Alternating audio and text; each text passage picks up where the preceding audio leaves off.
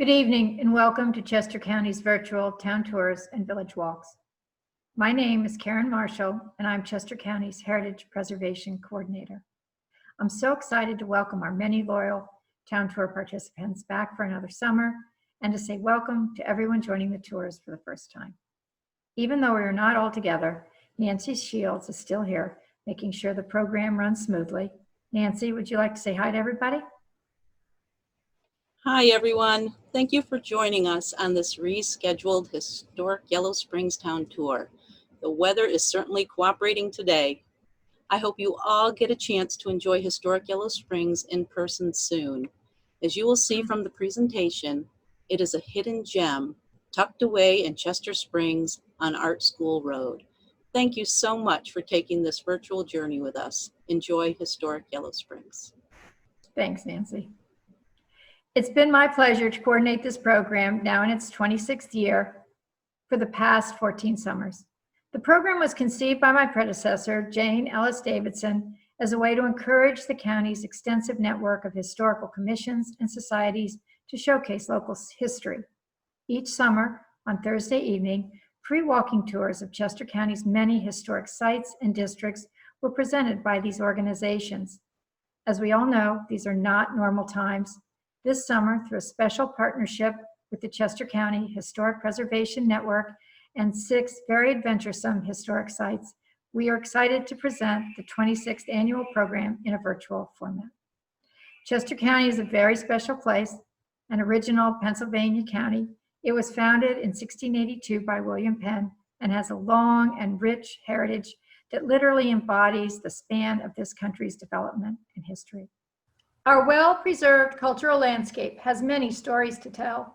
Tonight, we will be exploring historic Yellow Springs, one of Chester County's oldest and most diverse villages, which has been on every town tour since the inception of the program, as we explore our theme of art, architecture, and personal expression. The map you see is an overview of the village you will tour tonight. Historic Yellow Springs is a living village steeped in a distinguished history that spans over 275 years of American history. Today, the village includes 11 buildings and 142 acres. You will be visiting many of these structures and learning about how their use evolved over the village's long history. The mission of Historic Yellow Springs is to share, preserve, and celebrate the unique living village of Yellow Springs. Focusing on history, arts, education, and the environment, Historic Yellow Springs enriches the lives of all who come here. There are literally hundreds of stories nestled among the stately buildings and extensive grounds. We hope you enjoy the ones your guide has selected for tonight. And now, Kathleen Hood will introduce you to the program. Thank you.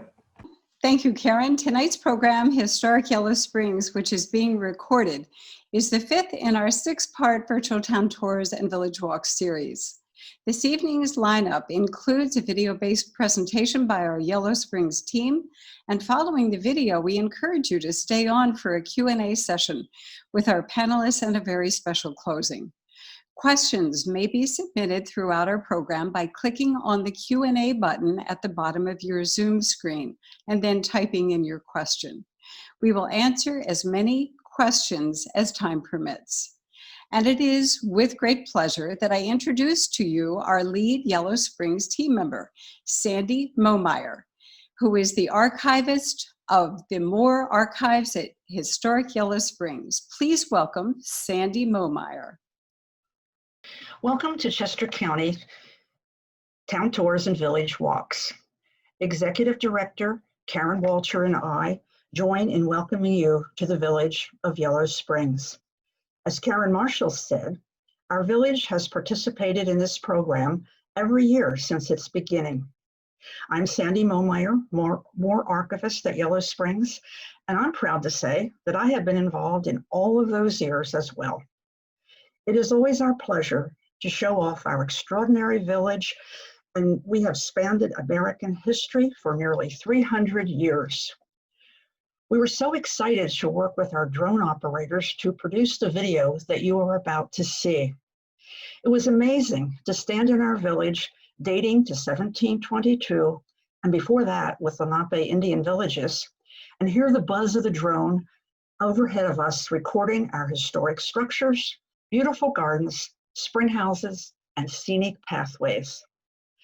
Our Moore Archives maintains a full collection of photographs and documents highlighting the architecture and artistry in our village. We were able to make use of these images to highlight the uses of our buildings through the years. It has been great to bring historic Yellow Springs into the 21st century while maintaining our historic heritage. We hope you will enjoy our presentation tonight. There is no village like it.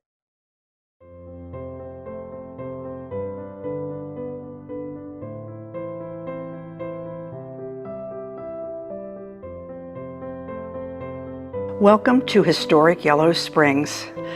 Yellow Springs is a unique community of 18th and 19th century buildings that provides a continuing thread of events, lives, incidents, art, and service to our country.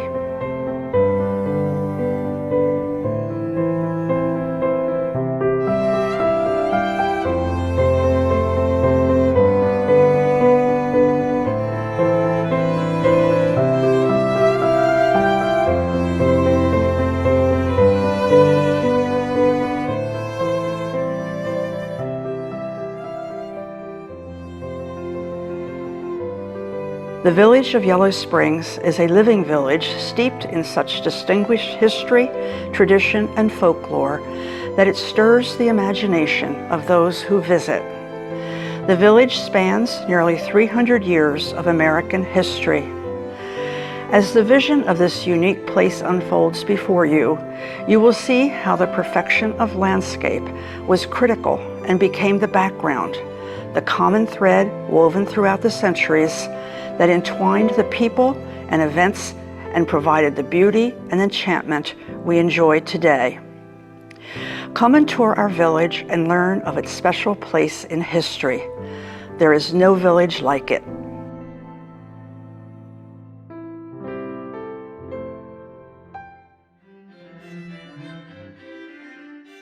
Pre-colonial tradition holds that the Lenape Indians were the first to use and name the iron springs the Yellow Waters, and it is believed they used these waters for medicinal and ceremonial purposes. Archaeological evidence documents that the Lenape once occupied the site around our iron spring.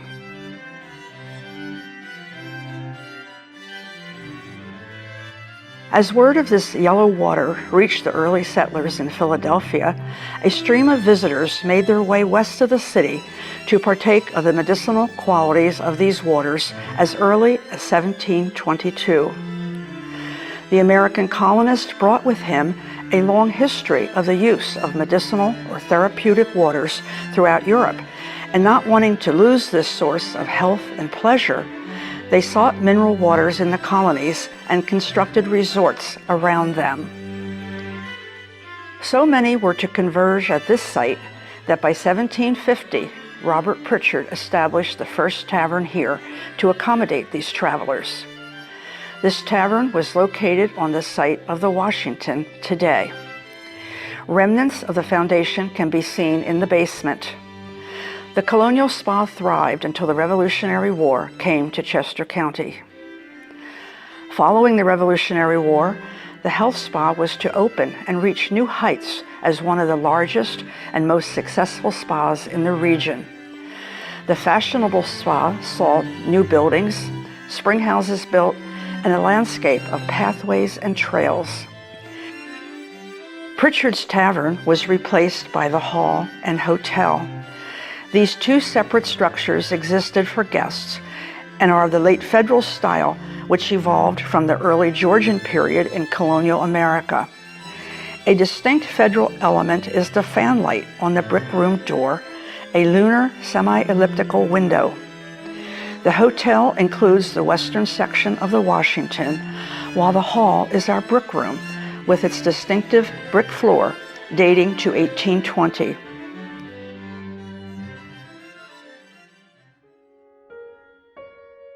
When the Pennsylvania Soldiers' Orphan School was established here in 1868 following the Civil War, the hotel became the boys' building, providing dormitory space on the upper floors and a dining room on the first floor where all children gathered for meals.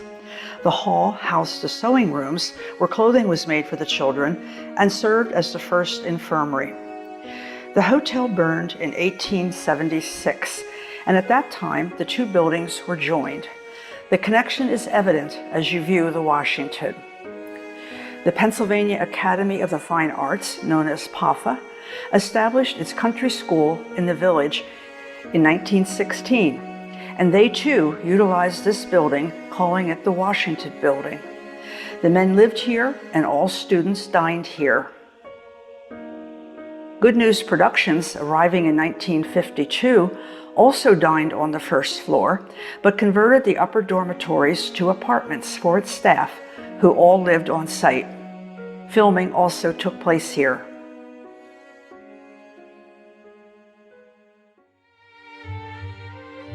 Now renamed the Washington, this structure is managed as a venue for weddings, business functions, and other celebrations.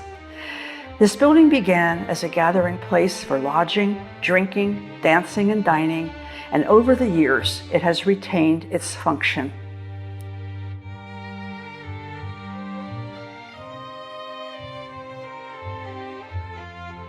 In 1830, a piazza was built to connect the inn and hotel to the cottage built in 1823. This is also known as a portico, which we call it today. This was a very significant element at all major spas in the day and became a symbol of status. While guests would promenade there to help digest the hearty meals served, these tall, white columned walkways and porches were the high activity of the day for seeing and being seen. Spas were judged by the length of their piazza. Our piazza remains a well-traveled walkway and a delightful spot to enjoy our graceful fountain and beautiful gardens.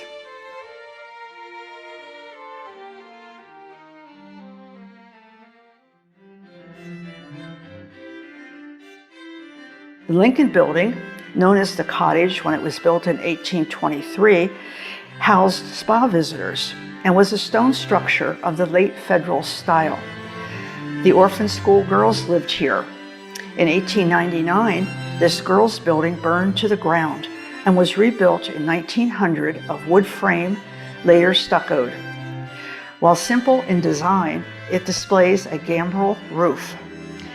You will see that many architectural styles overlap in the village. PAFA women artists took up residency here, and it became known as the Lincoln Building. Good News added apartments on the upper floors and administrative offices on the first.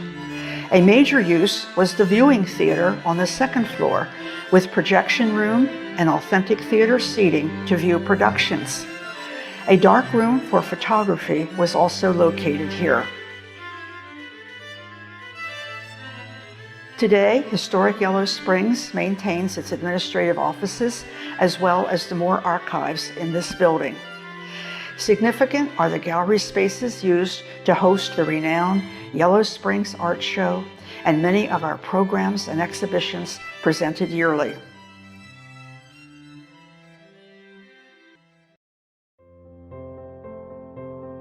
As we cross the road, we can see the main house, also known as the Rosado House.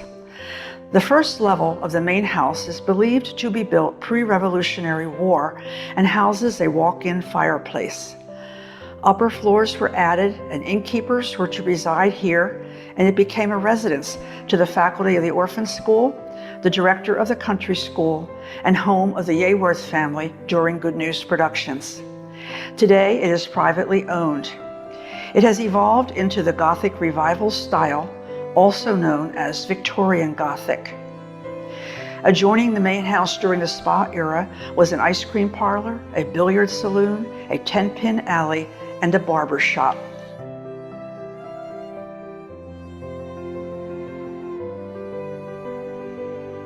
Looking west on Yellow Springs Road, we see the bungalow-style structure built in 1899 as the infirmary for this orphan school. The gardener for the country school lived here, and it is where Steve McQueen lived when filming The Blob. Later a rental property, it is now the home of the Chester Springs Library.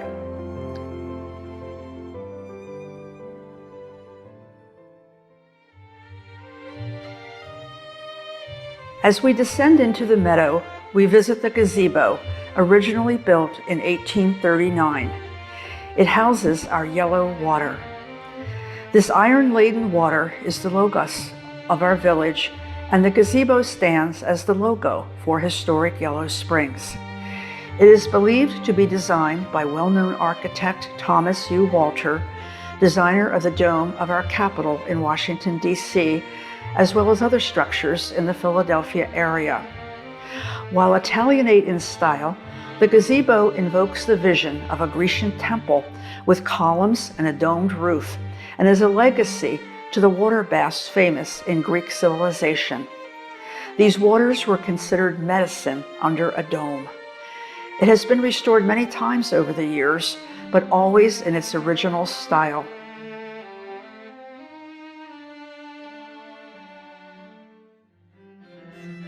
Adjoining the gazebo is the pool house. Also believed designed by Walter, this structure served as a luxurious bathhouse during the spa era. During the orphan school era, the building was converted to a laundry. When PAFA brought its country school here, the building was converted to a swimming pool with water pumped in via the adjoining stream. Changing rooms were added for men and women, and good times were had by all. A new roof and stabilized structural supports were installed in 1994, and it now awaits full restoration and utility. It too reflects the era of Gothic revival.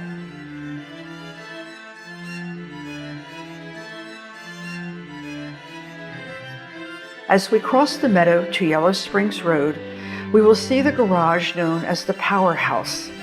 It housed the steam plant and became a support facility to the water and heating systems for the village.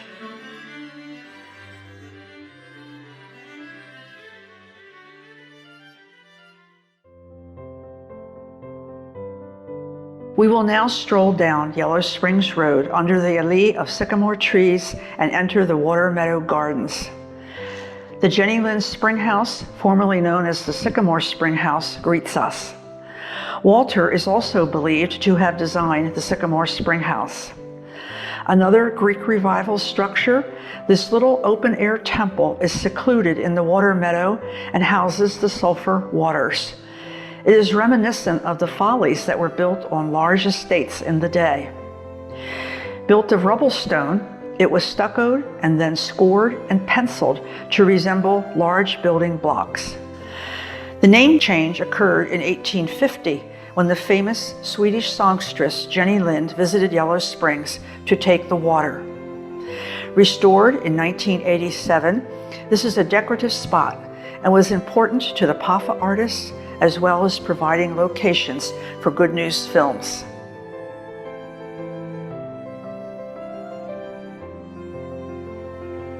Following the pathway, we cross the Dragonfly Bridge. The PAFA Country School came to Yellow Springs to afford fine art instruction in the open air with all the beautiful surroundings of nature herself. The South Meadow, with its spring houses and two adjoining Monet-like ponds with a wooden footbridge, was the perfect blending of nature and history. The bridge deteriorated over time and was replaced by the Dragonfly Bridge, designed and constructed by local artist and craftsman Jasper Brinton.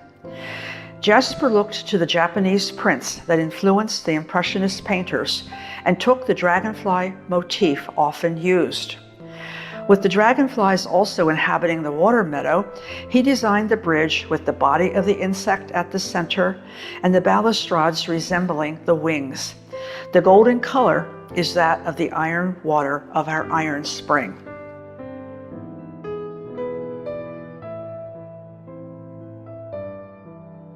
The crystal diamond spring was discovered in the 1850s.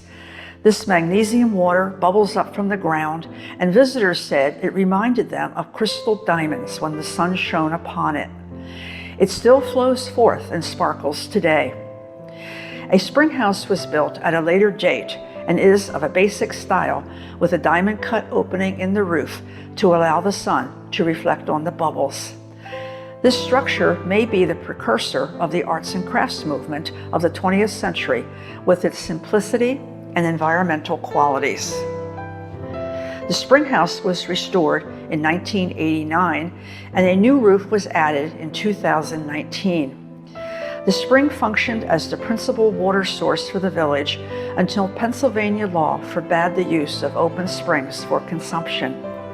It has always been an attractive spot for PAFA artists to gather to paint and is a reminder of the spa days.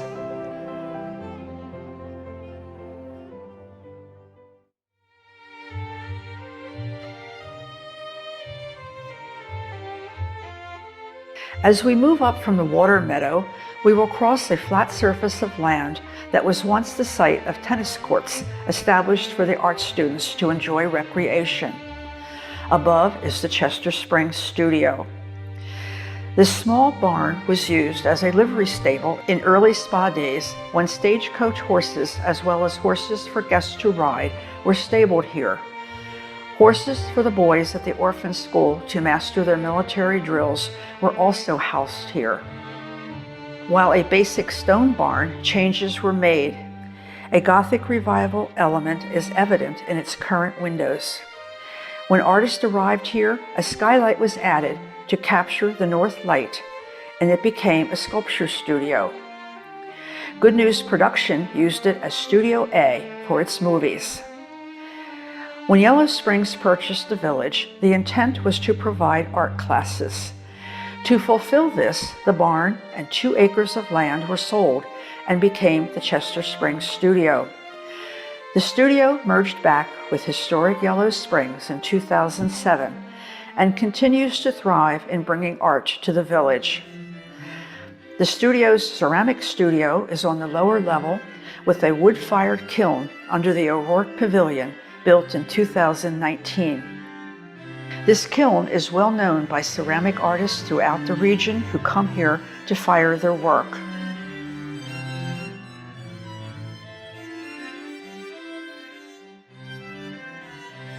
There are other structures that complete the village but are privately owned.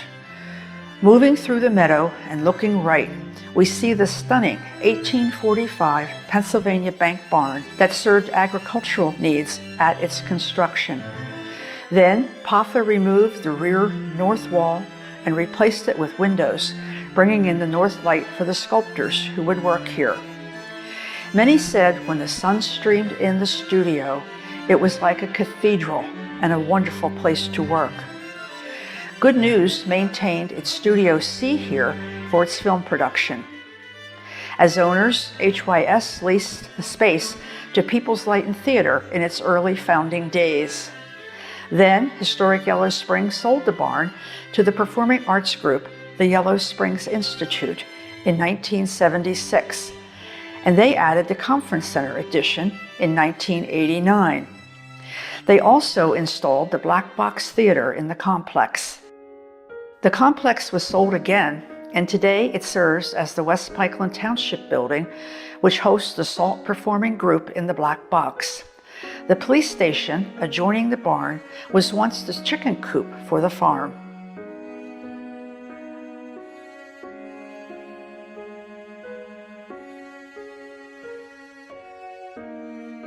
Heading back into the village, we see the Jenny Lind House.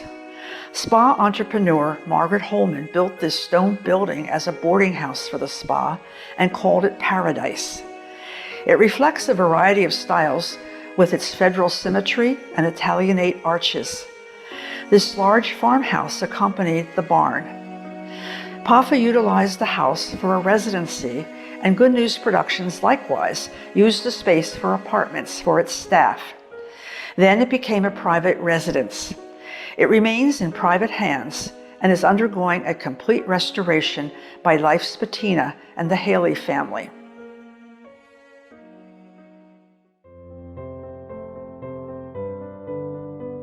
The small cottage, known as the Haley House, was built in 1830 as a small residence.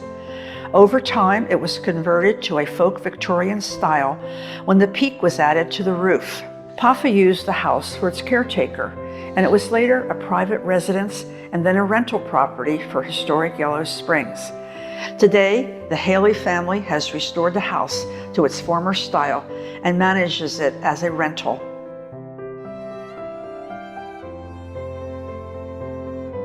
Today, we see Connie's house, which was the site of the general store during the spa days, serving guests and the community at large. A millinery shop was located here, and gingham, calicos, and fine silk could be purchased along with parasols. It also provided groceries, paint, ironmongery, as well as mackerel by the barrel.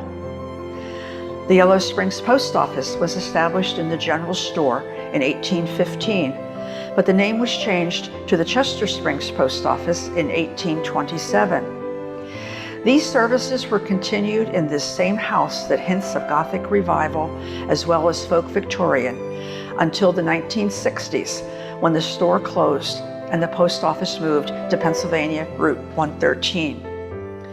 Then it served as a rental property until owner Connie Fraley, who was the founder of Historic Yellow Springs and the founder of the Chester Springs Studio, gifted it to the studio.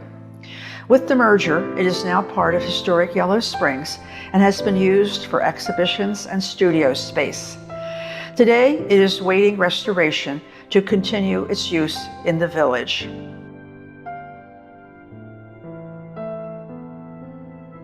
We invite you now to take a walk up the hill to the Revolutionary War Hospital Ruins Memorial. Known as Washington Hall, it was the first military hospital built in America. Known as the Philadelphia Campaign of 1777, the Revolutionary War came to Chester County.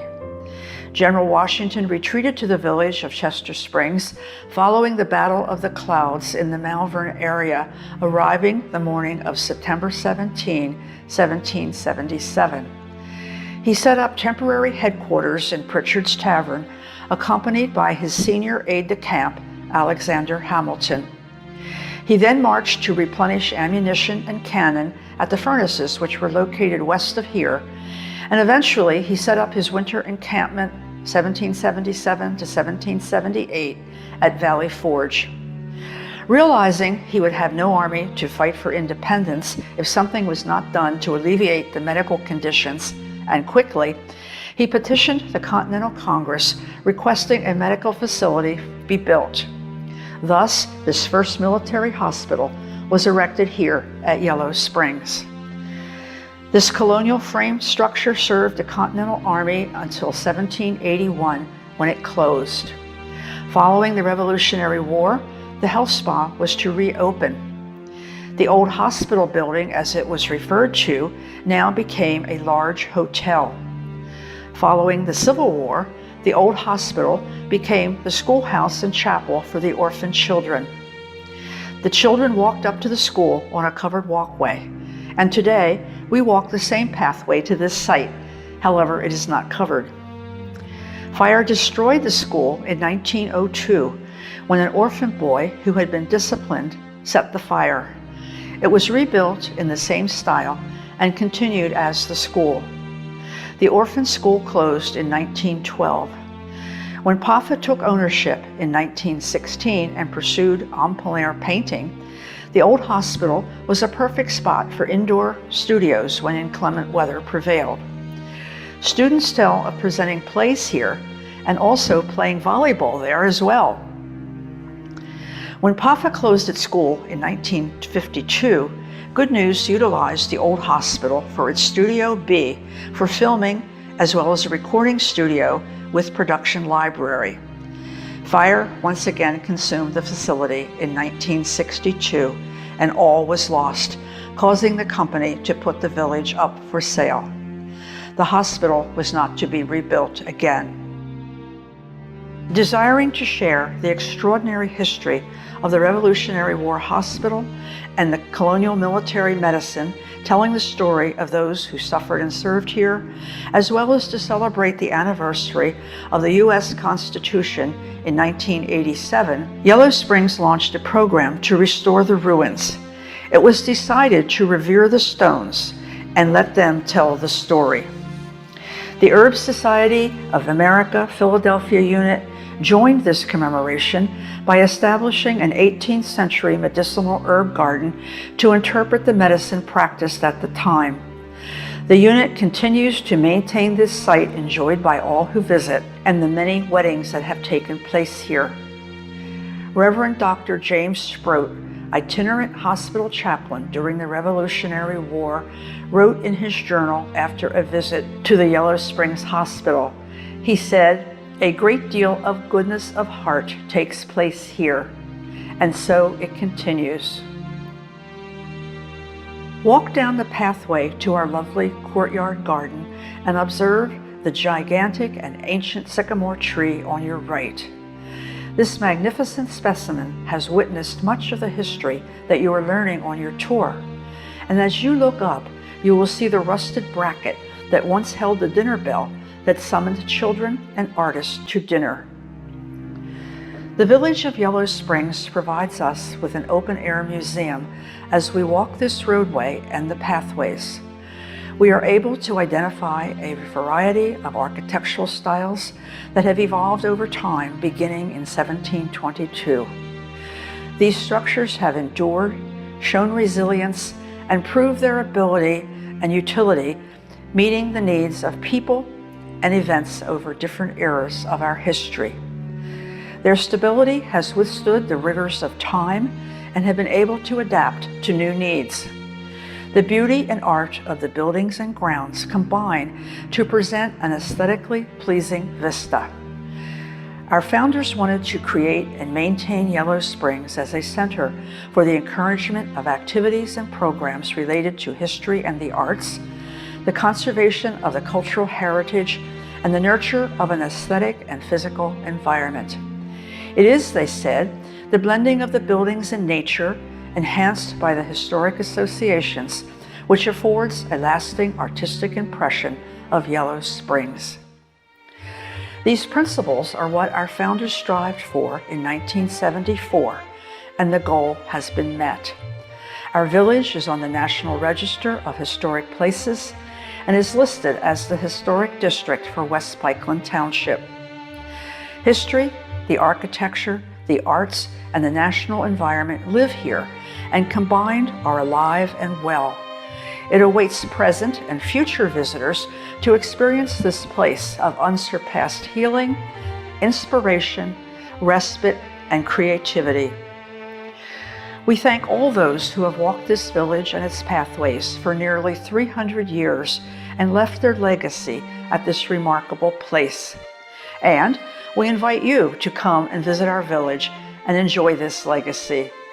There is no village like it.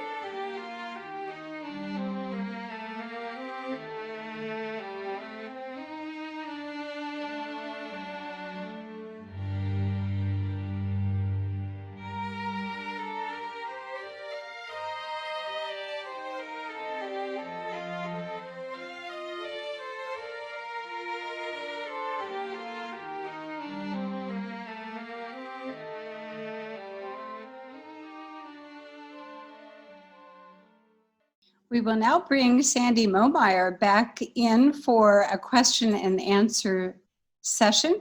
Sandy, our first question is, the video mentioned the Revolutionary War Hospital. What medications were used in that hospital? Well, there were many medications used, mostly derived from plant material and trees, and of course alcohol, because you have to remember the idea of medicine did not exist at that time. There was very little knowledge of our bodies, how our bodies functioned and what needs were required or how germs were spread. So there was a Dr. Brown who went to the native Americans who lived in the community. He went to the Pennsylvania Germans, and he went to the Quakers, who all practiced herbal medicines. And from those recipes, or receipts as they were known at that time, he put together what he called a pharmacopoeia. And it included all the medicines that could be developed while at Yellow Springs. And they were very significant.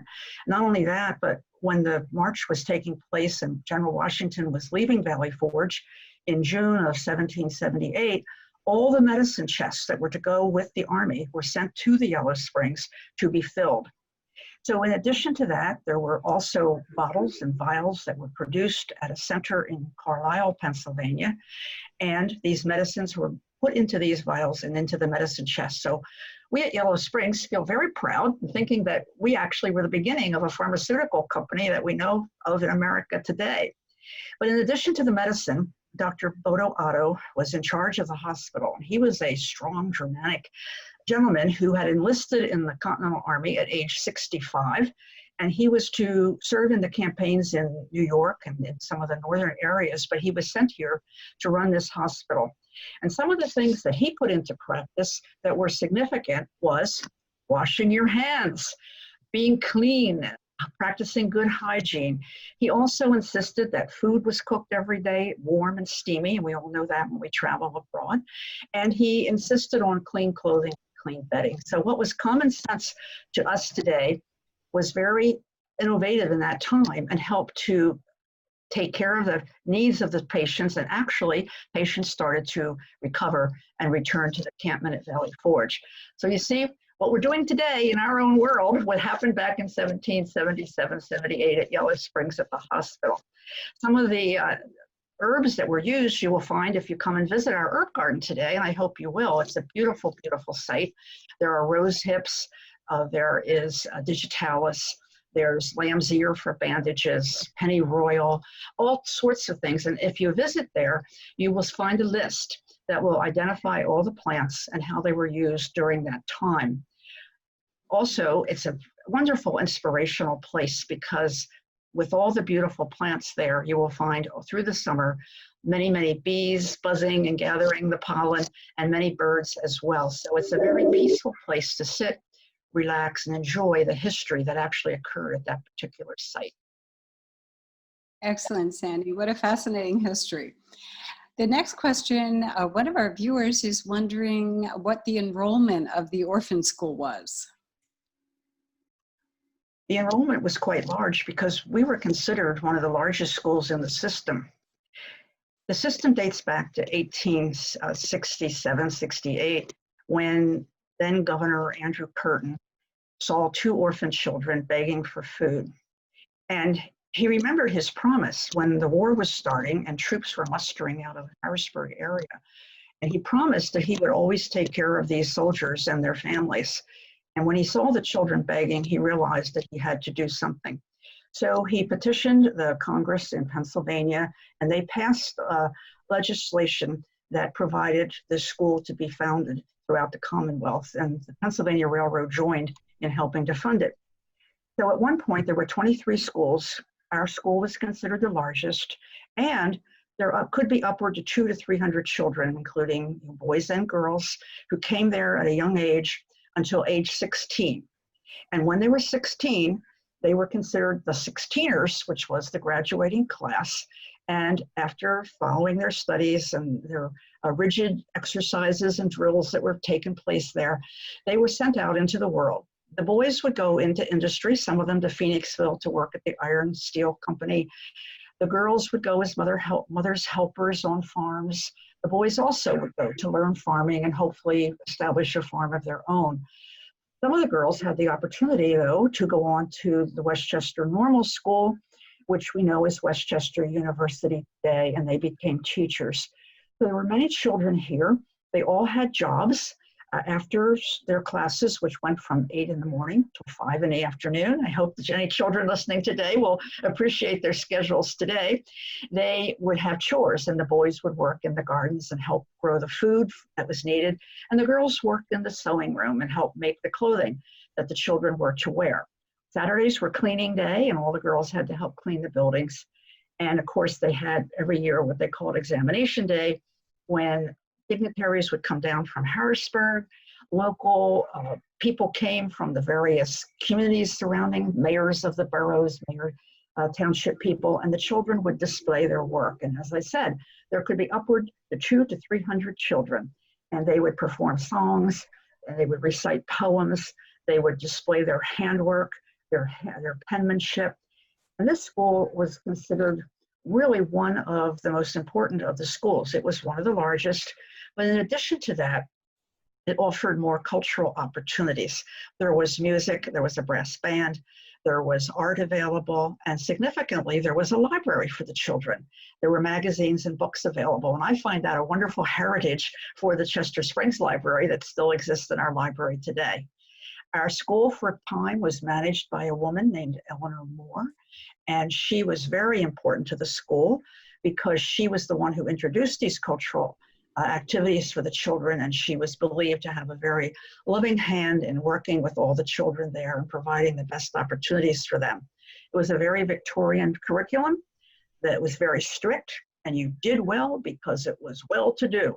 And the boys had to practice military drills because it was thought to grow up and be a strong man, you had to know the discipline of military. So it was a very strict place, but because of Mrs. Moore, I feel that it was a very loving place. It was still an orphanage, and it still brings a lot of poignant memories. But I think we're very proud of the education that was offered, and we have many, many descendants who visit our village who tell of their grandmothers and great-grandmothers telling them of their stay here and how it changed their lives and gave them a lot of opportunities in the world that they would not have had, perhaps, being an orphan. And Sandy, we have a few follow-up questions for the orphan school. Someone is wondering, why did it close? Well, the orphan school, as we said, started in Chester Springs in 1868, and it was to close in 1912. As the years went on from post-Civil War time, the need diminished, which was a good thing. It meant children were being taken care of properly. Other wars, the Spanish-American War veterans were to come to our school. So because of the diminishing enrollment, our school was closed. However, the remaining children were sent to the Scotland School, which is south of Harrisburg, and that school did stay in operation till the early 21st century.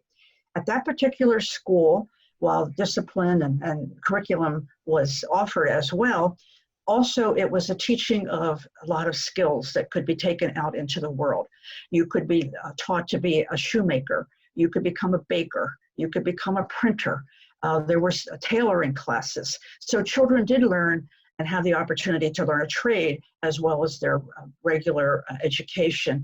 And that school finally closed. The Commonwealth of Pennsylvania felt that there were so few children attending, the budget was excessive, and they felt that they could not afford to keep it operating.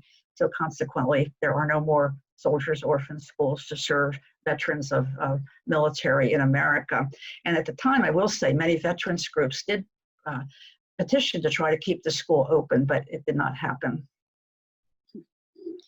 Someone is very interested in researching the orphan school, and they're wondering what resources might be available to actually research it. We have a lot of research that is available on the orphan school program, and the reason being, each year there was an annual report published, and it is an actual hardbound book. In various years, it offered different forms of information. And the earlier ones actually give a lot more information because they did list all the children who attended, and they listed their fathers and what regiments they served in, what counties they were from in the Commonwealth. So people who are researching their families at least are able to find a name. It may not have a lot of information in terms of what they did following their attendance there, but they might be able to trace their father. Each year, it also listed how much money was spent in each of the schools, how much for the teaching, how much to buy fabric for making clothing, how much for the food. So budgets were listed, health conditions were listed, and each principal was given a page to give a report. And those reports, in terms of us at Historic Yellow Springs, are really invaluable because they tell us again about fires that took place, the year electricity was brought to the village, the painting that was done, roofs were repaired, landscapes that were developed, and many, many other things. So we can see the changing vista of our village in terms of the structures and its landscape as well. So they become very, very important to us. They talk about the children who were ill, what the illnesses were. They point us to the cemetery at the Baptist church just down the road, where many children who did not have families that could come and take care of them at their death are buried. And it's also a very, very significant little place to visit and think about the life of these orphan children here at the Yellow Springs School. So yes, these yearbooks provide a lot. And then people who come visit us share. I think that's one of the most important things about my job, is always learning something. So people will come who say, my great-grandmother was an orphan here, and here's a copy of her graduation certificate. Here's the name that her father, who served in the Army, and is helpful.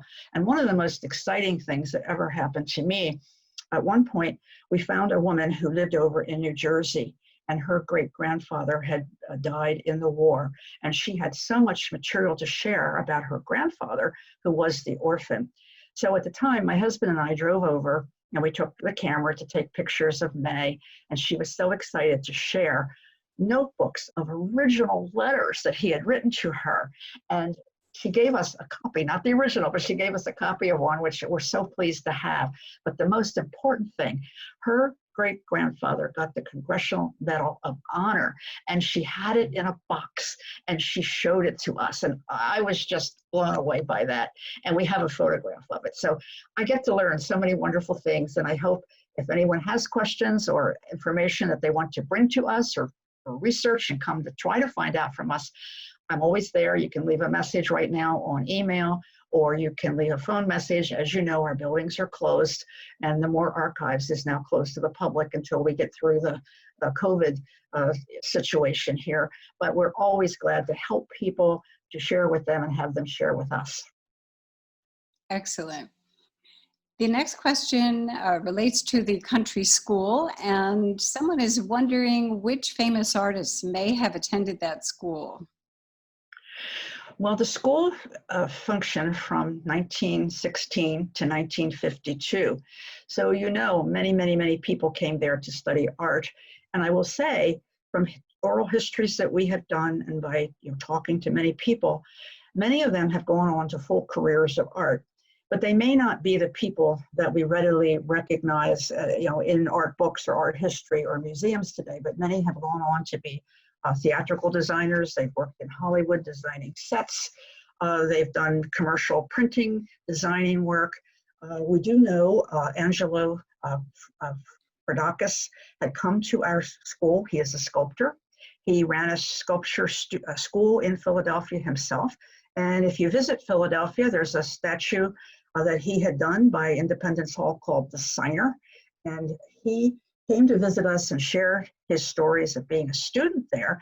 But the most important thing is his daughter teaches at our Chester Springs studio and has offered classes. And his son also has done many sculptures throughout the country, not just in Philadelphia, but throughout the country. There was a woman, Sarah Blakesley. She married one of the instructors at the school, believe it or not. She was very much younger than he, but they went on to have a wonderful life together. They moved to North Carolina. And the two of them were instrumental in doing a lot of work in North Carolina and received the Medal of Achievement in Fine Arts there. Another woman, Eveline Sellers, helped establish the Texas School of Fine Arts in Fort Worth, Texas. Walter Stumpfing went on to teach at the Academy for many, many years, as did Roswell Widener. Roswell himself was a student. He was director of the school for some years and had a full career until he passed away, over 50 years as an instructor at the Academy in the city, and his work is known throughout the area. Now, of course, some of the instructors are well known, and probably one of the most is Daniel Garber. He lives in Bucks County. He's known as one of the Pennsylvania Impressionists. He taught at the Academy in the city, and he also taught for 30 years at the country school. And he's very well known, and a wonderful story that one of the women artists told me was that he was so strict and a lot of the students feared him when he would come out to do critiques. And one day she was painting in one of the buildings and he took her palette and he threw it out the window. And she was horrified. And he said to her, now you start over, and I don't want any brown and I don't want any black on that palette anymore. I want light to be brought into your paintings. And of course, we know the French Impressionists, the Impressionist painters wanted that kind of light. And while she was terrified at the time, she said it was the best thing that ever happened to her. She followed his advice and she went on to paint a lot of wonderful paintings and actually painted until she passed away. And she stayed in contact with Yellow Springs. The sculptor Leslie taught sculpture at the Yellow Springs Country School, and he's known for doing the goat statue in Rittenhouse Square. He has animal sculptures at the Philadelphia Zoo, and he has been really well known for his sculptures, again, nationally as well. So there were students that did fine art, that stayed in it their whole life, and then, of course, many well-known instructors as well. Sandy, what are the qualifications for taking one of the Chester Springs studio classes? Well, maybe Karen can answer that for us. And this is Karen Walter, our executive director, and she works a lot with Cher and the studio, and she can probably help and talk more about the classes. We offer a lot of different classes. Most of the classes, if you happen to go online, will say whether or not they're beginner classes, or if they're classes that have any kind of a requirement to have any kind of art classes or any thing in the past. But we offer classes from children's classes to teens classes to lectures and workshops. But a lot of the classes, normally we would have those available at this time for our fall semester. We, again, are a little bit more limited this because of unfortunately, some of the circumstances going on in the country right now. So the class sizes have been limited, but if we absolutely positively would love to have as many people take classes as possibly can. And if you happen to look at something and you're not quite sure whether or not it's you're eligible for it, or if you have to have some art beforehand, Cher Peasy is our program director, and she is more than willing to help and talk you through what the right class is for you, whether not only just for which class from an instruction standpoint, but if you're also not sure you want to do something but you don't know what kind of art class you want to take, Cher's really great at trying to figure out what she thinks would work for you and for you to have a really good time and to learn a lot and enjoy everything. Wonderful. And we have a question about once Historic Yellow Springs starts to open up again, are tours offered? Do you need reservations? Those kinds of questions about how to after COVID. Karen, you want to address Sure. our days when COVID is behind us? Sandy, we actually have some wonderful volunteers who will help us do tours. Again, right now, everything is clearly limited. It is better for us because we do have a smaller staff. Again, we have wonderful volunteers who have been doing tours and who have known about HYS and have been involved for so many years who do tours for us. So hopefully after COVID, we'll be able to have more of those. But even then, it's really a better idea to try to call us and let us know when you think you're going to come by so that we can schedule something.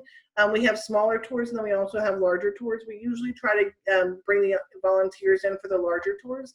We also have a few of the smaller walking tours, like individual tour guides that are available for people to take themselves and kind of walk the property themselves. And it's literally kind of a little visual. We're hoping that one thing that COVID actually does for us is that we can actually do tours online as well. So you have kind of a visual tour to be able to walk yourself around. So we're hoping that something good comes out of all of this, that we have something to offer on the other side.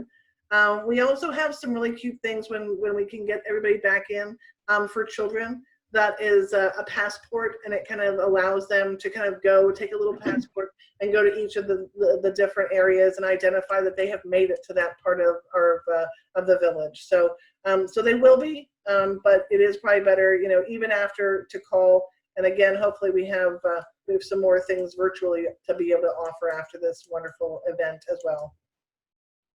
Thanks, Karen. And you were jumping on a little late because of other commitments this afternoon, but you had a statement you wanted to share with everyone who's on board right now.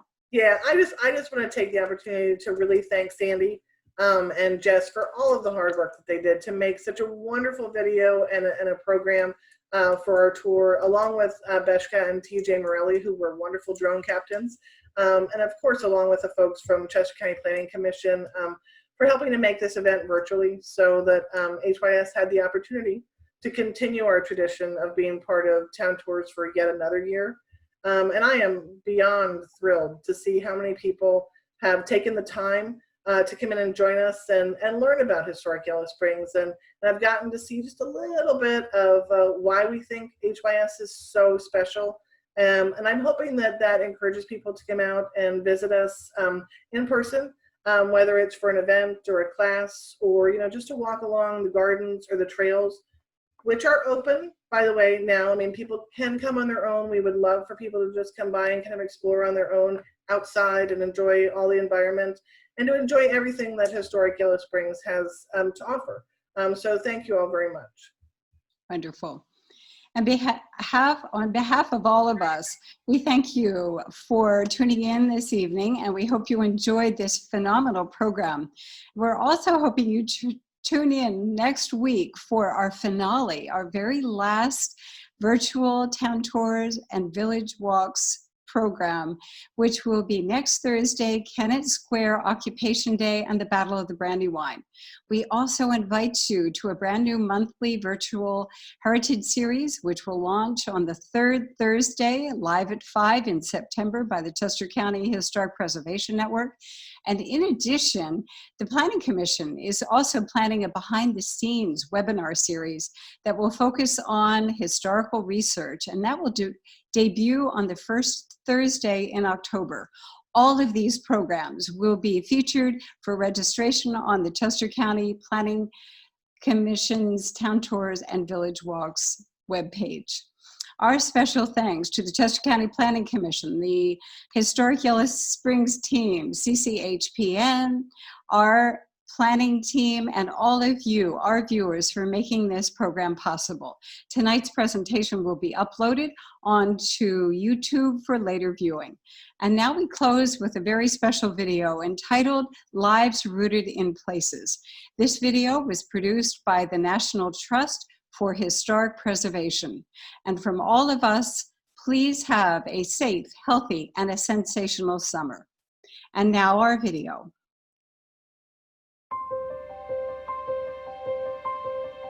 Our stories, our memories, our lives are rooted in places. Some are grand, the stuff of legends. Some are personal, known only to you. Historic places are scattered across our country, in our greatest cities, nestled among corner markets and clothing stores, or out in the fields, on mountains, at the end of dirt roads.